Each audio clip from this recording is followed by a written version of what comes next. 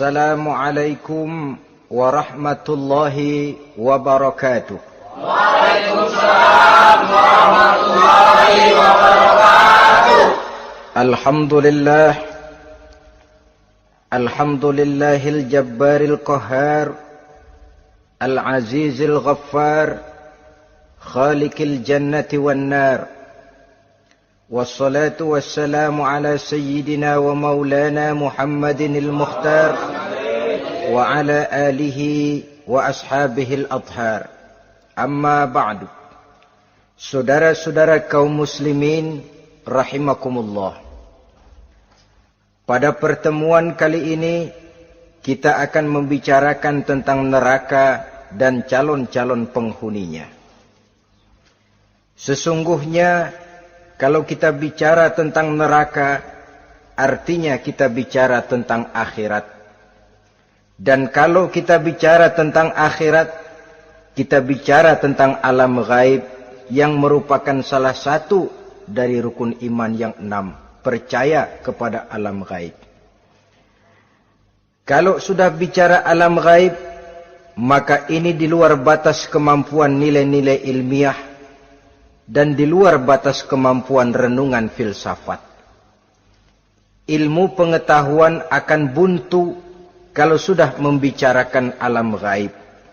Artinya, kehidupan di akhirat itu tidak bisa diteliti secara ilmiah. Filsafat pun akan ngambang kalau sudah membicarakan kehidupan di alam gaib. Karena itu kalau kita kembali kepada logika, jika kita ingin mengerti tentang caranya membuat bangku, kita pergi ke tukang bangku dan bertanya kepadanya. Kita ingin mengerti cara membuat mobil, kita pergi ke tukang mobil, ke bengkel mobil, dan bertanya kepada ahlinya. Pun dalam urusan alam gaib, sudah sewajarnya kita kembali kepada penjelasan dari sang pencipta alam gaib, yakni Allah subhanahu wa ta'ala. Dan melalui kitabullah Al-Quranul Karim, Allah telah menjelaskan masalah-masalah gaib berupa kehidupan di sorga dan neraka itu secara jelas dan pasti. Dengan kata lain, di dalam membicarakan tentang neraka ini, yang menjadi dasar daripada pemikiran kita adalah rasa iman kepada Allah subhanahu wa ta'ala. Karena soal neraka tidak pernah bisa dibuktikan dengan ilmu pengetahuan. Tidak bisa diselidiki sebab orang yang sudah pulang ke sana pun tidak pernah kembali lagi kemari untuk kita tanya bagaimana hal ihwal keadaan di sana. Saudara-saudara kaum muslimin rahimakumullah. Neraka dalam istilah Quran selalu disebut dengan narun, yaitu suatu tempat di akhirat nanti yang wujudnya berupa api yang bergejolak, bernyala dengan teramat dahsyatnya, sehingga dapat mengelupaskan kepala setiap orang dan menjulang ke hati. Diriwayatkan oleh Imam Bukhari dan Muslim bahwa Rasulullah sallallahu alaihi wasallam pernah bersabda, Narukum hazihi allati tuqiduna juz'un min sab'ina jazaan min harri jahannam. Qalu wallahi in kanat lakafiyatun ya Rasulullah. Qala fa innaha fadulat bi 69 jazaa. Apimu yang kamu pakai di dunia ini, kata Nabi, untuk memasak, untuk menyalakan lampu, api yang kau pakai di dunia ini cuma satu bagian kecil dari 70 kali bagian panasnya neraka jahanam.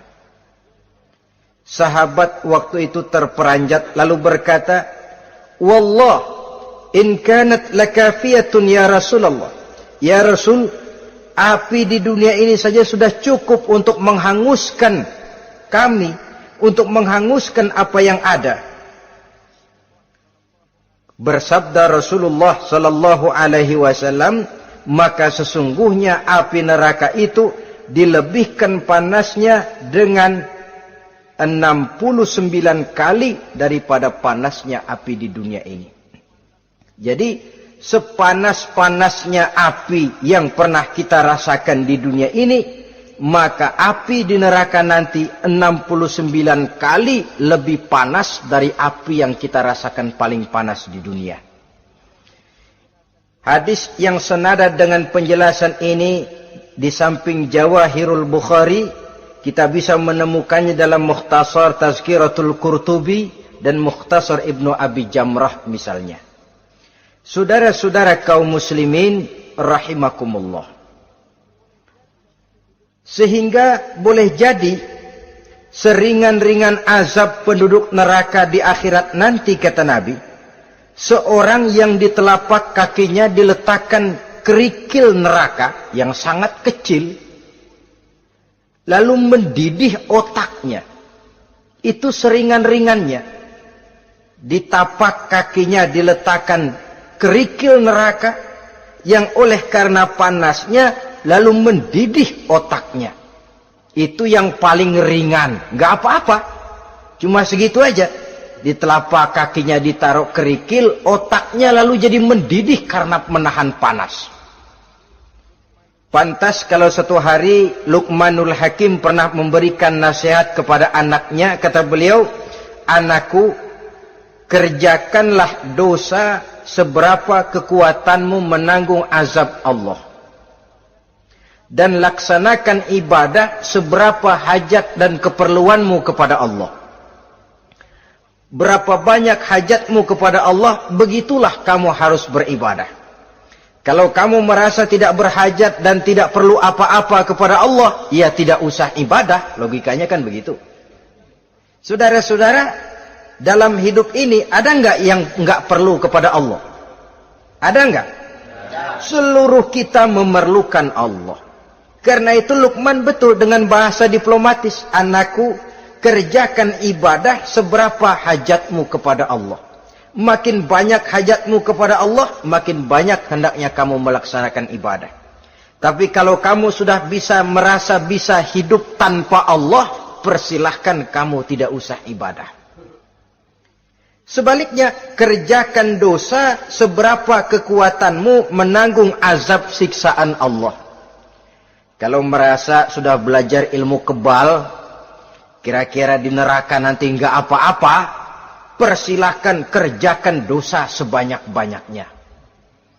Tapi kalau masih berpikir, gua mah jangan dibakar di neraka, nginjek puntung rokok, gua lompat. Kalau masih berpikir ke situ, ya hati-hati, saudara-saudara. Nah, sebagaimana surga, neraka pun ada pintu-pintunya. Dan yang melalui pintu-pintu itu sesuai dengan dosa yang dia kerjakan pada waktu kehidupannya di dunia ini. Jadi setelah manusia diadili, mereka kumpul di padang mahsyar beramai-ramai. Yang mendapat kitab di tangan kanan, yang selamat dari proses pengadilan, yang sudah nyata lebih banyak kebaikannya daripada kesalahannya, wajah mereka berseri-seri. Tapi yang rapotnya merah, yang timbangannya lebih banyak kejahatannya, mereka mukanya udah pada gulem. Di tengah itulah kedengaran pernyataan dari Allah Subhanahu wa ta'ala, "Salamun qaulan min Rabbir Rahim." Ada ucapan selamat dari Allah, Tuhan yang Maha Pengasih dan Maha Penyayang. "Salamun alaikum." Selamatlah kamu, wahai orang-orang yang kelak akan sampai ke surga. Yang lulus di pengadilan dapat ucapan selamat dari Allah. Tapi pada saat itu juga Allah mengatakan, "Wamtazul yauma ayyuhal mujrimun." Pada hari ini, semua orang-orang yang kurang ajar, supaya minggir. Wamtazul yauma ayyuhal mujrimun. Orang-orang yang durjana, kelompok durhaka, para pembuat dosa, misah hari ini, minggir semuanya. Kamu akan digiring ke dalam neraka. Saudara-saudara kaum muslimin rahimakumullah. Baik mereka yang akan menuju surga, baik mereka yang akan masuk ke dalam neraka, sama melintasi satu jembatan yang melintang di atas neraka. Dalam surah Maryam ayat 71 dan 72, walaupun jembatan itu tidak digambarkan secara jelas, tapi kita temukan penjelasan Allah sebagai berikut. Wa inna minkum illa wariduha kana ala rabbika hatman maqdiyya thumma nunajjil ladzina taqaw wa nazaru zalimina fiha jasiyya. Saudara-saudara, dan tidak ada setiap orang pun kecuali mereka akan melalui api neraka itu. Adapun orang-orang yang bertakwa, mereka diselamatkan oleh Allah, sedangkan orang-orang yang zalim, mereka terlempar ke dalam jurang neraka. Nah, itu yang dinamakan dengan sirat. Ada memang riwayat menjelaskan bahwa sirat itu kecilnya seperti rambut dibelah 7, tajamnya lebih tajam dari mata pedang. Tapi dalam banyak hal, orang lewat di atas sirat itu bergantung kepada amalannya waktu dia hidup di dunia ini. Maka jangan heran ada orang yang lewat di atas sirat itu seperti kilat. Lep, sudah sampai di surga. Ada yang lewat di atas sirat itu seperti orang terbang. Ada yang lewat di atas sirat itu seperti orang lari. Ada yang seperti jalannya onta. Ada yang merangkak. Ada yang gelantungan.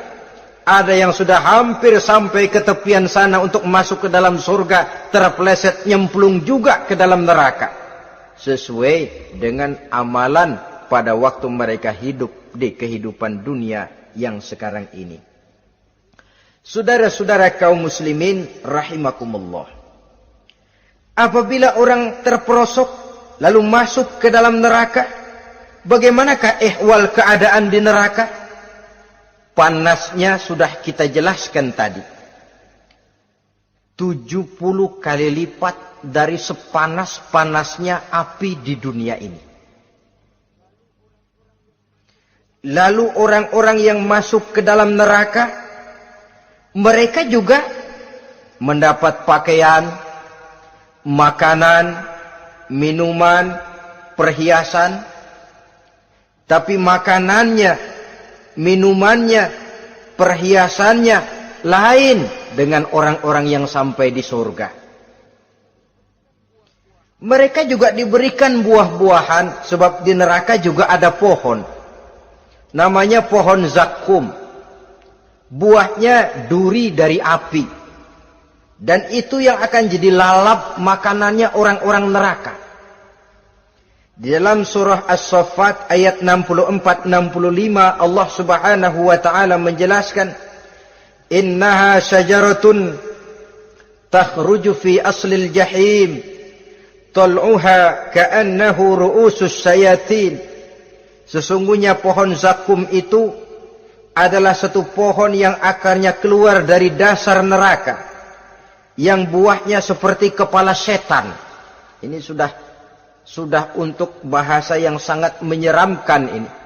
Pohon itu tumbuh dari dasar neraka, buahnya mirip kepala setan. Itu akan dijadikan makanannya orang-orang yang ada di dalam neraka. Perhiasannya apa? Surah Al-Insan ayat 4. Inna a'tadna lil kafirina salasilan wa aghlalan wa sa'ira. Sesungguhnya kami sediakan bagi orang-orang kafir itu di dalam neraka segala macam rantai, cambuk-cambuk dan belenggu-belenggu neraka, terbuat dari api neraka, siap untuk merantai, membelenggu dan mencambuk mereka. Jadi dikasih perhiasan, lehernya dikalungin rantai, tangannya dipakein belenggu, ada cambuk-cambuk yang seluruhnya terbuat dari api neraka. Begitu mereka sampai ke pintu neraka yang namanya malaikat Zabaniyah, penjaga neraka, udah bukan main gemesnya dah. Ya, nyambutnya nggak ada ramahnya, lain sama malaikat Ridwan, penjaga surga. Ramah, murah senyum. Begitu orang mau masuk surga, salamun alaikum tibtum fadkhuluha khalidin. Keselamatan atas kamu, sungguh kamu telah beruntung. Sekaranglah masuk kamu ke dalam surga dan kekalah tinggal selama-lamanya di sana. Ramah, murah senyum, selamat datang, selamat tiba di tempat yang penuh kenikmatan. Mari persilahkan. Ini malaikat Ridwan. Malaikat Malik, malaikat Zabaniyah lain lagi. Dia nungguin pabrik. Sadis menerima, matanya melotot. Ini dia manusia-manusia kurang ajar yang waktu di dunia sudah datang para rasul, sudah turun agama, sudah datang Al-Quran, tapi belagak pilon. Sini loh, nih rantai, belenggu, lalu dirangkeng, dimasukkan ke dalam neraka. Na'udzubillah, summa na'udzubillah. Saudara-saudara, lalu terpikir oleh kita, kalau begitu panasnya api neraka, sekali lempar orang terus mati dong. Ya enak kalau boleh begitu sih. Begitu dilempar ke neraka terus mati, enak. Ternyata tidak. Kepedihan neraka adalah kepedihan yang kekal dan terus menerus. Tidak satu saat pun orang-orang di dalam neraka pernah merasakan kesenangan. Tidak sesaat pun. Kali semenit kayak ngasok. Enggak, terus menerus berada dalam kepedihan yang tiada tara. Al-Quran menjelaskan, kullama nadijat juluduhum baddalnahum juludan ghairaha. Apabila hancur kulitnya, kami ganti dengan kulit yang baru. Supaya apa? Liyazukul azab. Biar dia rasain azab. Tuh, rasain dulu. Hancur kepalanya, buletin lagi. Hancur kulitnya, bikin lagi. Berantakan isi perutnya, disempurnakan lagi, digiling lagi. Terus menerus begitu. Tidak sedetik pun penduduk neraka itu pernah mengalami istirahat. Barangkali pakai jam istirahat lumayan. Ini enggak ada. Ada bel, keneng, istirahat, azab dicabut. Tidak. Terus menerus dan selalu begitu. Satu detik saja pun mereka tidak pernah istirahat dari siksaan dan azab yang mereka terima. Saudara-saudara kaum muslimin rahimakumullah. Lalu bagaimana keadaan mereka? Ada orang-orang di dalam neraka itu yang dikenakan pakaian dari api neraka. Luar biasa. Dikasih pakaian dinas dari api. Kemudian kepalanya dituangi air yang sedang mendidih. Yang dengan tuangan air itu dihancur luluhkan segala isi perutnya dan kulit-kulitnya. Setelah itu mereka dicambuk dengan cambuk-cambuk dari besi. Apabila mereka hendak keluar dari neraka, mereka dicampakkan kembali ke dalamnya. Dan dikatakan kepada mereka, rasakan siksaan yang membakar ini. Dalam surah Al-Hajj ayat 19 sampai 22, kita bisa simak firman Allah Subhanahu wa taala. Fallazina kafaru qutti'at lahum siyabun min nar yusabbu min fawqi ru'usihimul jahim yus'aru bihi ma fi butunihim wal julud wa lahum maqami'u min hadid kullama aradu an yakhruju minha min ghammin u'idu fiha wa zuqu 'azabal hariq. Na'udzubillah summa na'udzubillah. Diberikan pakaian dari api, melolong, menyayat dia, memilukan, merintih dan meraung-raung. Lalu kepalanya diguyuri dengan air yang sangat mendidih. Hancur luluh isi perutnya, masih dicambuk lagi dengan cambuk-cambuk dari besi. Mereka merambat, mereka meraung, mereka hendak lari, mereka ingin keluar dari neraka. Tapi tiap kali mereka merambat ingin keluar, ditarik lagi. Kalau cara kita, ayo, mau kemana lo? Apa kata malaikat penjaga neraka? Zuku azabal harik. Rasa ini, makan pencarian lo waktu di dunia. Saudara-saudara, Lalu ada pula siksaan penduduk neraka itu, di mana dahi, lambung dan punggung mereka dipanggang dengan api neraka. Allah Karim. Kita di dunia ini tertusuk paku saja waktu berjalan, sudah bukan main pedihnya. Tertusuk duri saja, sudah bukan main pedihnya. Ini punggungnya, lambungnya, macam disate, dipanggang dari api neraka. Dalam At-Taubah ayat 35, kita temukan firman Allah, fi nari jahannama fatukwa biha hibahuhum wa junubuhum wa zuhuruhum. Na'udzubillah summa na'udzubillah. Kemudian ada pula penduduk neraka itu yang disiksa, lehernya diikat dengan rantai. Mereka spontan diseret-seret dengan sekeras-kerasnya dan dilemparkan ke dalam lautan air yang sedang mendidih. Kemudian mereka dibakar dalam api yang bergejolak dan menyala-nyala.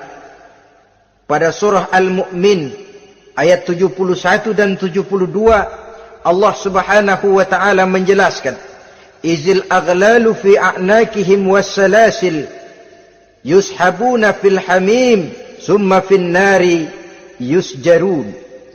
Ketika belenggu dan rantai dipasang di leher mereka supaya mereka diseret ke dalam air yang sangat panas, kemudian mereka dibakar dalam api. Ada lagi penduduk neraka yang dipegang jambulnya lalu diseret ke tengah-tengah neraka, kemudian kepalanya digerujuki dengan air yang mendidih seperti yang dijelaskan dalam surah Ad-Dukhan ayat 47 dan 49. Pendeknya, azab dan siksaan neraka itu sesuailah dengan amalan dosa yang dikerjakan manusia pada waktu kehidupan di dunia ini. Maka dalam puncak perjalanan Mi'raj misalnya, kepada Rasulullah sallallahu alaihi wasallam diberikan berbagai macam penglihatan sebagai contoh dan tamsil dari kehidupan di dunia ini. Sejak dari penglihatan di jalan sampai kepada penglihatan surga dengan segala kenikmatannya dan neraka dengan seluruh azabnya, seluruhnya merupakan contoh teladan. Misalnya dalam perjalanan ketika hendak Mi'raj itu, sebelum berangkat Rasul disodorkan 2 minuman. Segelas berisi arak, segelas lagi berisi susu. Kata malaikat Jibril, ambillah salah satu minuman itu ya Muhammad.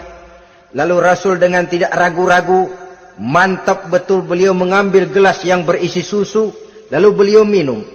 Setelah beliau minum itu, malaikat Jibril berkata, "Shaddaqta ya Muhammad." Engkau telah benar Muhammad. Laqad asabtal haqq, pilihanmu tepat. Kenapa ya Jibril? Untung susu yang kamu minum Muhammad. Kalau arak yang kamu ambil, pasti umatmu bakal jadi umat yang teler semua. Ini pun satu contoh buat kita semua, bahwa dalam kehidupan kita selalu berhadapan dengan susu dan arak, berhadapan dengan hak dan batil, berhadapan dengan benar dan salah. Maka hati-hati kita jangan sampai salah pilih karenanya. Lalu yang ada kaitannya dengan persoalan kita, penglihatan yang diberikan Allah kepada beliau di neraka. Beliau melihat sekelompok orang dilontari kepalanya dengan batu dari api neraka. Tiap kali dilontari kepala itu hancur berkeping-keping, berantakan otaknya. Lalu dibulatkan kembali. Setelah kepala itu bulat kembali, disambitin lagi. Menjerit, meraung, merintih kesakitan, hancur kepalanya, berantakan otaknya. Lalu dibulatkan lagi, terus menerus begitu, tidak pernah berhenti. Sampai Rasul bertanya, ya Jibril, ini orang kenapa kepalanya dilontari dengan api neraka sampai hancur lalu dibulatkan kembali?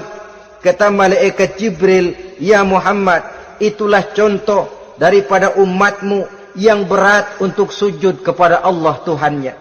Itulah contoh dari umatmu yang waktu hidup di dunianya tidak pernah mendirikan solat sama sekali.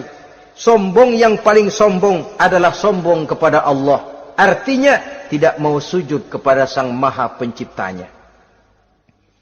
Jadi barangkali saudara punya cita-cita atau keinginan, saya mau yang ini saja. Persilahkan, nggak usah sembahyang.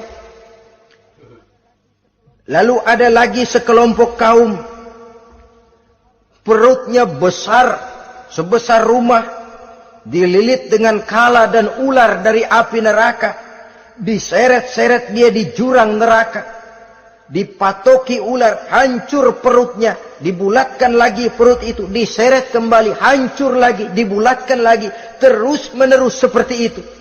Kata Nabi, ya Jibril, ini apa lagi? Kata malaikat Jibril, wahai Muhammad, inilah contoh daripada umatmu yang waktu di dunia suka makan riba alias renten dan suka makan harta anak yatim, suka ngobyekin anak yatim, sok jadi pengasuh anak yatimnya lapar, pengasuhnya yang pada kenyang. Saudara hadirin yang saya muliakan, orang yang makan riba alias renten, orang yang makan harta anak yatim, begitu gambaran yang diperlihatkan kepada baginda Rasulullah sallallahu alaihi wasallam. Sebagian lagi ada penduduk neraka yang kukunya terbuat dari tembaga dari api neraka, panjang sangat kukunya itu, lalu mencakar-cakar mukanya sendiri, hancur mukanya berantakan, dicakari oleh kukunya itu, lalu dibulatkan lagi, dicakar lagi, hancur lagi, dibulatkan lagi. Pengangguran bener nih orang, muka sendiri dicakarin sendiri. Ya Jibril, ini tamsil apa Jibril? Ya Muhammad, itulah contoh dari umatmu yang pada waktu di dunianya enggak pernah rukun sama sesama saudaranya muslim, suka nyari aib orang lain, suka ngejelekin orang lain, padahal orang lain itu saudaranya seakidah. Kan sama dengan nyakar muka sendiri namanya, menepuk air di dulang, terpercik muka sendiri. Kejelekan saudaranya dikorek-korek, aib saudaranya diobral di pasar umum.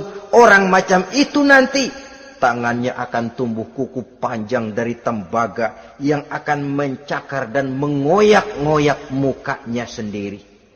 Itu kita bisa lihat nanti. Oh, ini yang waktu di dunia suka ngorek-ngorek kesalahan orang tuh lagi pada nyakarin mukanya. Oh, begitu. Saudara-saudara kaum muslimin rahimakumullah. Oleh karena itu Nabi ajarkan kita, tuba liman syaghalahu aibuhu an uyubin nas. Beruntung orang yang aib dan kekurangan pada dirinya menyebabkan dia sibuk sampai enggak sempat ngorek-ngorek aib dan kekurangan orang lain. Introspeksi. Beruntung orang yang celak dirinya menyebabkan dia sibuk dan tidak sempat ngorek-ngorek aib pada diri orang lain. Ada pula di antaranya dilihat oleh Rasul, di antara penduduk neraka itu orang yang lidahnya terjulur memanjang, kemudian dipotong lidah itu dengan gunting dari api neraka, menjerit dan memekik ia menahan sakit yang tiada tara, sampai Rasul bertanya kepada malaikat Jibril, kalau ini tamsil apa lagi ya Jibril? Kata malaikat Jibril, wahai Muhammad, inilah contoh dari umatmu, orang-orang yang waktu di dunia tidak pandai menjaga lidahnya, suka menggunjing orang, suka memfitnah orang, suka ghibah dan namimah, suka ngomongin orang di belakang yang bersangkutan. Maka hari ini lidahnya menjulur menjadi panjang dan dipotong dengan gunting dari api neraka. Lalu Rasul juga melihat sekelompok orang perempuan tergantung rambutnya dari gantungan api neraka, kemudian dipanggang dari duburnya sampai ke atas kepalanya dengan tombak dari api neraka, meraung dan merintih serta mengeluarkan nanah dari kemaluannya. Rasul bertanya, ini apa lagi ya Jibril? Kata malaikat Jibril, inilah perempuan yang waktu di dunia tidak pandai menjaga kehormatan dirinya, ahli zina dan tukang umbar. Saudara-saudara kaum muslimin rahimakumullah, Banyak lagi tamsil-tamsil yang dicontohkan dalam puncak perjalanan Mi'raj yang seluruhnya merupakan peringatan bagi kita umat Rasulullah sallallahu alaihi wasallam. Nah, kemudian sekarang marilah kita bicarakan neraka itu satu demi satu.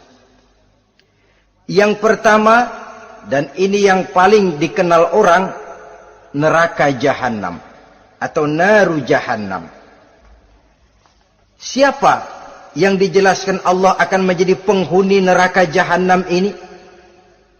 Pertama dalam surah Al-Ankabut ayat 68. Wa man azlamu mimman iftara 'ala Allahi kadziban aw kadzdzaba bil haqqi lamma ja'ahu alaysa fi jahannam maswal lil kafirin. Adapun orang-orang yang zalim kepada Allah, mendustakan ayat-ayat Allah dan mendustakan kebenaran setelah datang kebenaran itu, bukankah neraka Jahannam merupakan tempat kembali bagi orang-orang kafir? Jadi dalam Al-Ankabut ayat 68 ini dijelaskan, penduduk neraka Jahannam itu pertama adalah orang-orang kafir. Siapa orang kafir? Menurut keyakinan akidah kita, setiap orang di luar Islam adalah kafir. Kemudian yang kedua dalam surah Al-Hijr ayat 42 dan 43, penduduk neraka Jahannam itu, inna ibadi laisa laka alaihim sultanun illa man ittaba'aka minal ghawin wa inna jahannama la maw'iduhum ajma'in. Sesungguhnya hamba-hambaku tidak akan bisa kamu kuasai, hai iblis, kecuali mereka yang mengikuti tipu dayamu. Sesungguhnya neraka Jahannamlah tempat mereka seluruhnya. Kalau kita perhatikan ayat ini, maka penghuni neraka Jahannam yang kedua adalah para pengikut setan. Para pengikut setan dengan seluruh ajaran-ajaran yang dilancarkan oleh setan. Padahal pada saat hendak masuk neraka, setan jelas cuci tangan. Tugasnya cuma bagaimana mencari pengikut sebanyak-banyaknya yang akan nemenin dia di neraka nanti. Tapi pada saat orang digiring ke dalam neraka, setan cuci tangan. Mungkin orang menuntut, setan, gue ngikutin lu, sekarang kenapa jadi kemari? Nah, gue bilang juga apa? Kata setan, gue bilang juga apa, lu kenapa ngikutin? Dan setan ini menebar ranjau dalam segala bentuknya, dengan segala macam caranya. Para pengikut setan yang menjauhi tuntunan agama, memperturutkan hawa nafsunya.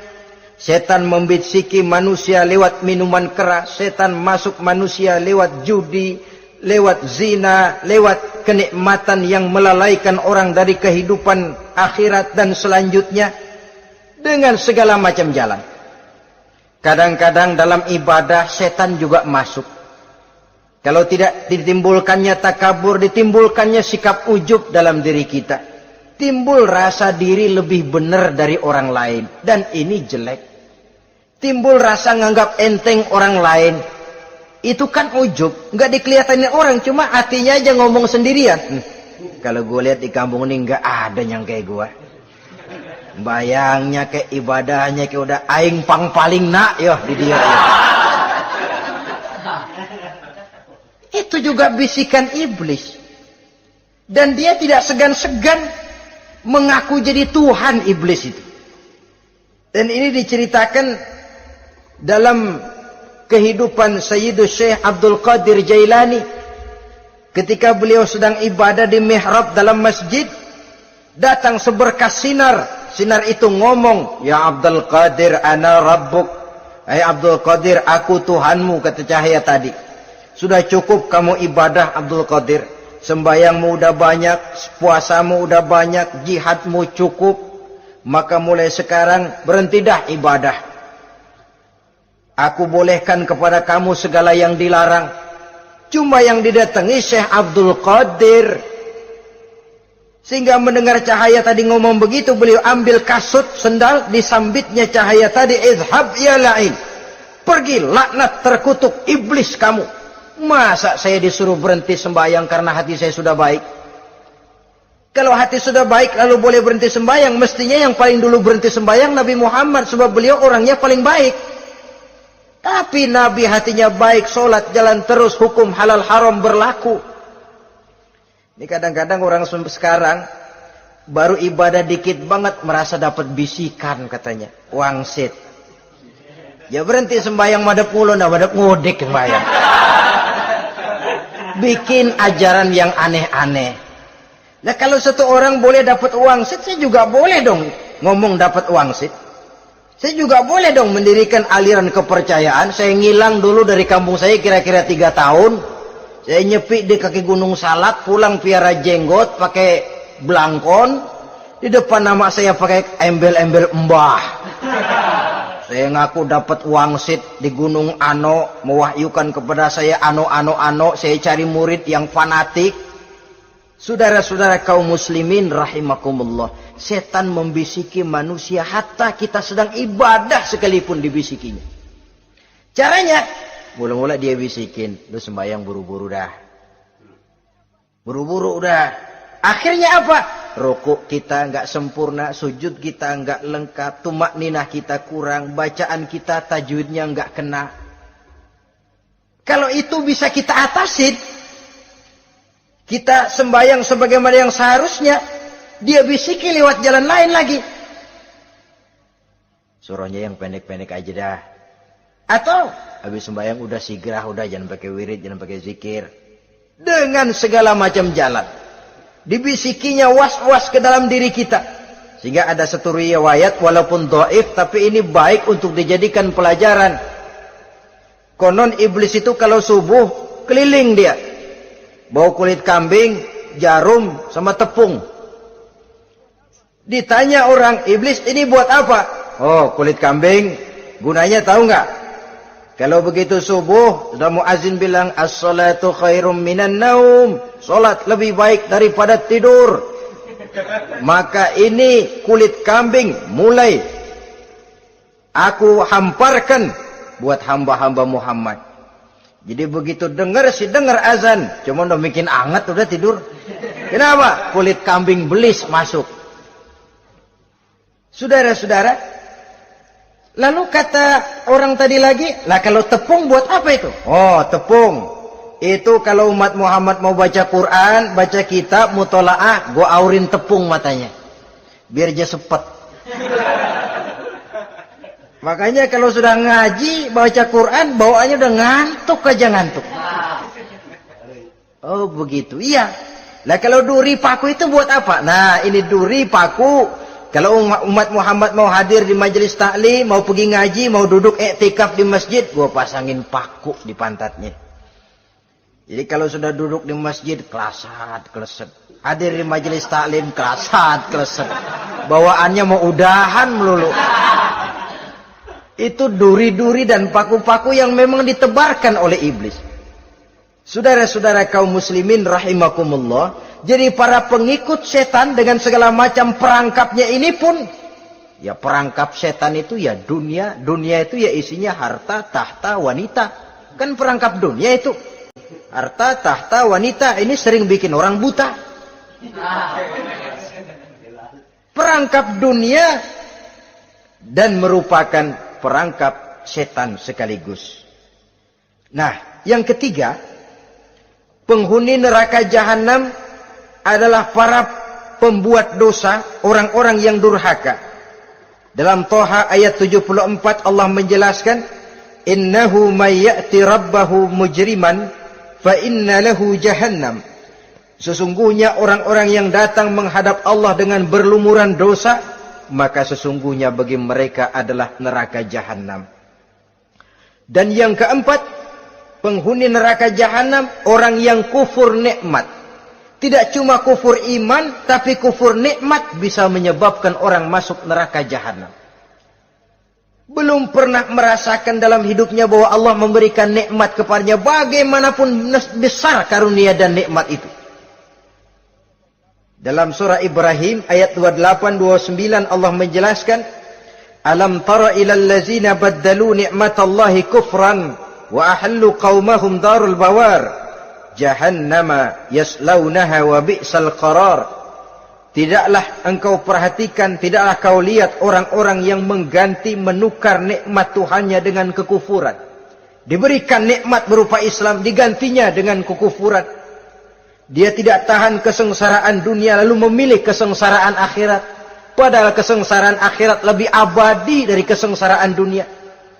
Ada orang yang gak tahan miskin dunia, lalu menjatuhkan pilihan lebih memilih miskin akhirat. Ya Allah, keliru besar.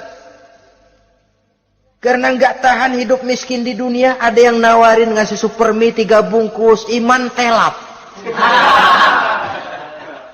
Ada yang ngasih beras, pindah agama. Ada yang bawain pakaian bekas, tukar akidah, pindah iman. Innalillah. Ditukar kemiskinan dunia dengan kemiskinan akhirat. Padahal kemiskinan dunia berapa tahun? Setahun umur manusia. Sepanjang-panjang umur orang sekarang kan. 100 tahun udah jarang umur orang sekarang. 70 aja udah cakep tuh. Sebenarnya kalau 70 tuh ada jatah lebih tuh, 7 tahun. Toh kalau ikut Nabi 63 tahun kan, Nabi wafat. Kalau kita sudah umur 70 tuh ada jatah ekstra 7 tahun. Oh ya, dimanfaatkan baik-baik mestinya. Taruhlah kemiskinan dunia, bagaimanapun melaratnya dunia, bagaimanapun sengsaranya dunia, cuma sebatas umur kita. Tapi kalau nikmat Islam ini harus kita tukar dengan yang lain. Baddalu ni'matallahi kufran, menukar, mengganti nikmat yang diberikan Allah dengan kekufuran. Artinya kita menukar kemiskinan sementara dan kita memilih kesengsaraan dan kemiskinan abadi. Di akhirat kita miskin, di neraka kita miskin, miskin abadi. Di neraka kita sengsara, sengsara abadi. Saudara-saudara kaum muslimin rahimakumullah. Itu neraka jahanam. Yang kedua dinamakan neraka jahim. Siapa mereka ini para penghuninya? Siapa mereka ini para penghuninya? Pertama dalam surah At-Takatsur, yaitu orang-orang yang bermegah-megah dengan dunia, menumpuk-numpuk harta, lalu lupa dengan kesibukan harta itu, lupa kepada kehidupan yang akhirat nanti.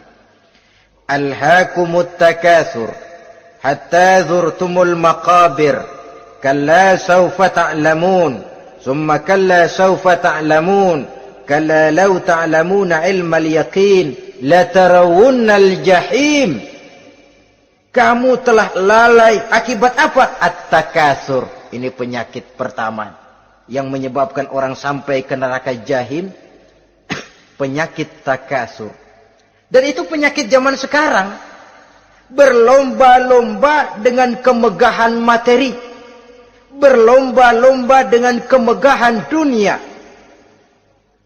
Padahal kalau urusan itu kita berlomba, tidak akan pernah sampai finish. Percayalah itu, tidak akan pernah finish.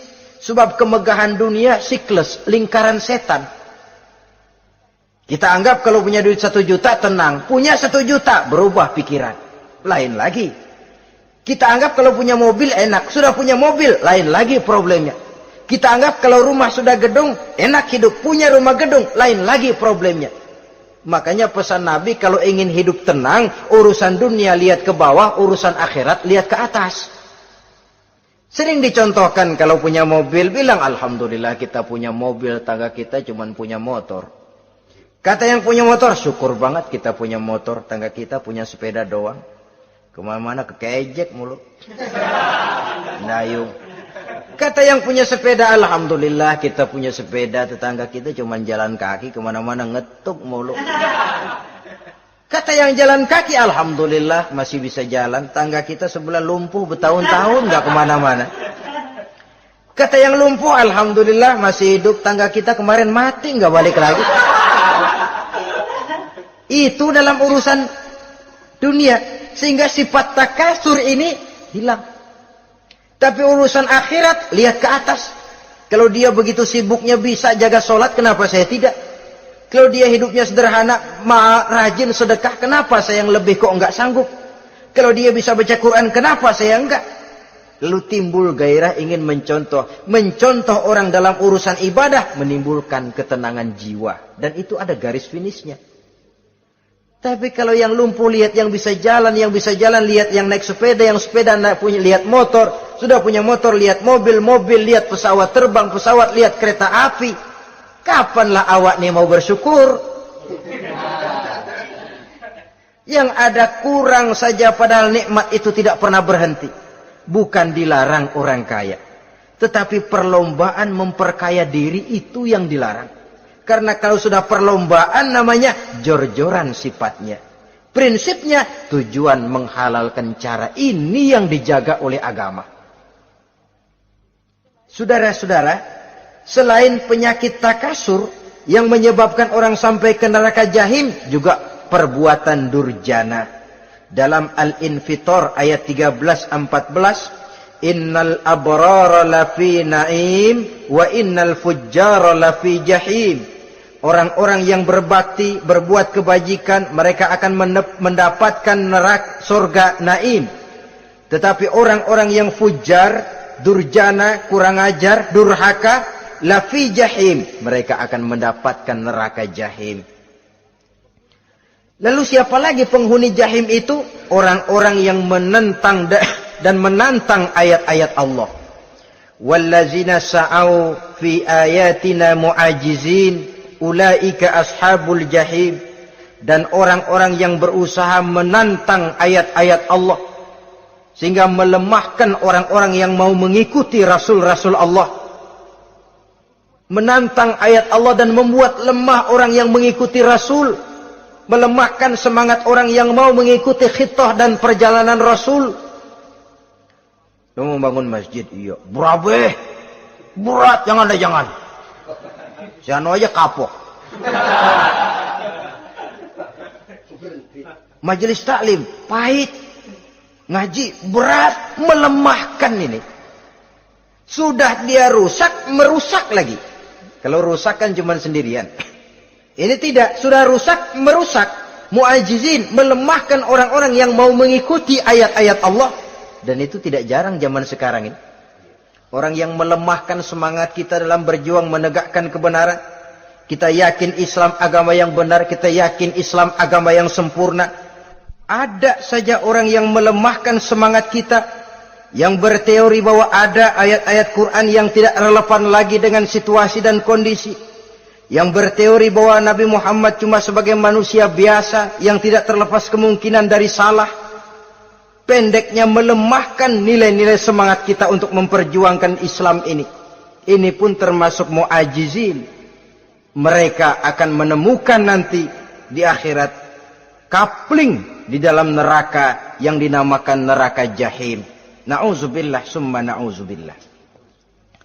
Yang ketiga, saudara-saudara, di antara nama neraka itu adalah neraka hawiyah. Siapa penghuni neraka hawiyah ini? Dalam surah Al-Qari'ah ayat 8-11 dijelaskan secara simpel, wa amma man khaffat mawazinuhu fa ummuhu hawiyah. Adapun orang-orang yang ringan timbangan kebaikannya, maka tempatnya adalah neraka hawiyah. Artinya orang ini lebih berat timbangan kejahatannya, sedikit kebaikannya sehingga jadi ringan di timbangan akhirat nanti. Salat, puasa, zakat, tapi dosa yang dikerjakan masih lebih banyak ketimbang kebaikan yang dikerjakannya itu. Maka orang semacam ini apabila tidak mendapat syafaat, maka dia akan masuk ke dalam neraka yang namanya neraka hawiyah. Lalu yang keempat, neraka wail. Dalam surah Al-Ma'un ayat 1-7, garis besarnya yang mendapat neraka wail adalah para pendusta agama.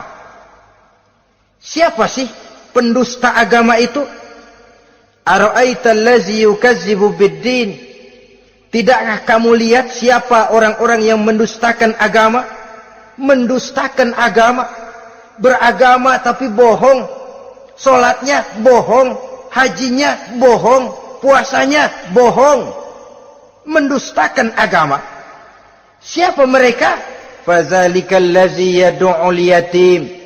Pertama, orang yang suka menghardik anak yatim.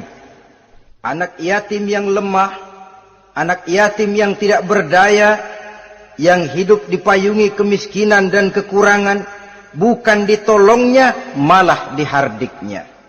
Jangan lupa, saudara yang sudah 2-3 kali pergi ke Makkah, saudara yang khusyuk dalam sujudnya, saudara yang mantap dalam puasanya, mungkin saja bisa terhalang masuk ke dalam surga. Karena di samping rumah saudara ada anak yatim merintih menahan lapar dan haus. Saudara tahu, saudara mampu, tapi saudara diam saja tidak mau mengulurkan tangan. Mungkin itu yang akan mengganjal saudara untuk masuk ke dalam surga. Wala yahuddu ala tu'amil miskin. Mereka membiarkan fakir miskin, tidak memberikan makan. Kemudian fawailul lil musallin. Mereka juga melalaikan solat. Allazina hum an solatihim sahun. Allazina hum yura'un. Mereka juga riak di dalam amalnya. Saudara hadirin kaum muslimin rahimakumullah. Melalaikan solat. Kemudian riak dengan amalnya, termasuk amalan solatnya. Kalau jadi imam, bahasanya dibuat sepasih-pasihnya, surahnya yang panjang-panjang, paling pendek sabbihis sama wadduha. Tapi kalau solat sendirian cukup qul huwallahu ahad sama inna a'tainakal kautsar. Hilang lagi nilai keikhlasannya. Dan terakhir, mereka enggan untuk membayar zakat. Yang memenuhi ciri-ciri inilah yang dikatakan sebagai pendusta agama. Menghardik yatim, membiarkan fakir miskin, melalaikan solat, ria, dan enggan membayar zakat. Mereka divonis mendapat neraka wail. Seperti dalam surah Al-Ma'un ayat 1 sampai dengan 7. Saudara-saudara kaum muslimin rahimakumullah. Yang kelima, neraka sa'ir. Neraka sa'ir ini pertama buat mereka yang memakan harta yatim. Kalau tadi tidak mau membantu, ini malah membantu tapi tujuannya malah ngobyekin anak yatim. Mereka yang memakan harta yatim dalam An-Nisa ayat 10. Innal ladzina ya'kuluna amwalal yatama zulman innama ya'kuluna fi butunihim nara wa sayaslawna sa'ira. Sesungguhnya orang-orang yang memakan harta anak-anak yatim dengan zalim, mereka sebenarnya telah memakan neraka, memasukkan api neraka ke dalam perutnya. Mereka akan dilontarkan ke neraka sa'ir. Selain itu, orang-orang yang mengingkari apa yang diturunkan oleh Allah Subhanahu wa ta'ala, mengingkari kebenaran Quran, mengingkari Rasul, pendeknya mengingkari Islam, dijelaskan dalam surah Luqman ayat 21. Yang keenam, saudara-saudara, yang dinamakan dengan neraka laza namanya. Pertama, untuk pembangkang dan orang yang menjauhi agama. Yang kedua, orang yang berpaling dari kebenaran. Dan yang ketiga, orang yang suka menumpuk-numpuk harta dan menyimpannya, tidak mau membayar zakat, infak, apalagi sedekah. Ini kita temukan penjelasannya dalam surah Al-Ma'arij ayat 15 dan 17. Yang ketujuh dinamakan neraka Sakor. Siapa penghuni neraka Sakor ini? Pertama, orang yang tidak pernah sholat. Yang kedua, tidak pernah memberi makan orang-orang miskin. Yang ketiga, ahli membicarakan yang batil. Strategis betul dia, ulung kalau sudah mengatur kebatilan. Kemudian yang keempat, orang yang mendustakan hari akhir. Dalam surah Al-Muddatsir ayat 42 sampai 47, kepada penduduk neraka Saqar ditanya, "Ma salakakum fis Saqar?" Apa yang menyebabkan kamu masuk ke dalam neraka Saqar? Qalu lam naku minal musallin wa la naku nut'imal masakin wa kunna nakhudu ma'al khaidin wa kunna nukadzibu yaumaddin. Mereka menjawab, kami di dunia tidak pernah sholat, tidak pernah memberi makan fakir dan miskin. Kami selalu berkumpul dengan orang-orang yang batil dan membicarakan kebatilan, dan kami mendustakan adanya hari akhir. Yang kedelapan, yang terakhir adalah neraka Khutamah. Ini diperuntukkan bagi para pengumpat, pencela, para penghina orang lain, mencari aib saudaranya, kemudian juga mereka menumpuk, menghitung-hitung harta, lalu kikir dan bakhil dengan hartanya itu. Dalam surah Al-Hujurat ayat 11-12, kemudian surah Al-Humazah ayat 1 sampai dengan 7, kita temukan penjelasan itu. Pada akhirnya saudara-saudara, kalau penduduk surga mereka kekal di dalamnya, maka penduduk neraka ini ada dua macam. Ada penduduk musiman, ada penduduk permanen. Kalau yang namanya penduduk permanen itu sudah punya paspor KTP itu. Memang penduduk permanen itu mereka yang kekal selama-lamanya di dalam neraka. Mereka lah orang-orang musyrik dan orang-orang kafir, termasuk orang-orang munafik. Bahkan lebih dahsyat lagi yang namanya munafik. Kata Allah, innal munafiqin fid darkil asfal minan nar. Orang munafik itu berada di dasar jurang neraka yang paling bawah, keraknya neraka. Saudara-saudara, adapun penduduk yang semi permanen, ia masuk neraka buat sementara saja, sekedar dengan dosa-dosa yang dikerjakannya. Mereka adalah orang-orang mukmin yang asli, orang-orang Islam yang waktu di dunianya berbuat dosa. Mereka masuk ke dalam neraka, menerima azab sesuai dengan dosa yang dikerjakannya. Setelah itu mereka akan diangkat dari surga untuk ditempatkan di dalam. Mereka akan diangkat dari neraka untuk ditempatkan di dalam surganya Allah Subhanahu wa ta'ala. Seperti banyak dijelaskan dalam hadis-hadis sahih yang diriwayatkan oleh Imam Bukhari dan Muslim. Nah, inilah sekelumit tentang neraka dan calon-calon penghuninya. Mudah-mudahan Allah jauhkan kita, Allah jauhkan anak cucu kita, amin. Allah jauhkan seluruh keluarga kita, amin. Dari neraka dan dari azab neraka. Amin. Terima kasih dan mohon maaf. Wassalamualaikum warahmatullahi wabarakatuh. Waalaikumsalam warahmatullahi wabarakatuh.